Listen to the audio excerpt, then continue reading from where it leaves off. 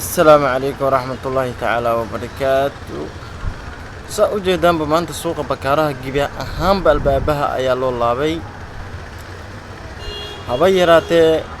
ganacsi shaqeynayo ma jiro maanta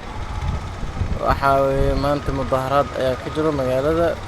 gaar ahaan suuqa ganacsiga weyn ee Bakaaraha hal meel oo furan oo ganacsi u furan ma jirto marka laga reebo goobaha shaaha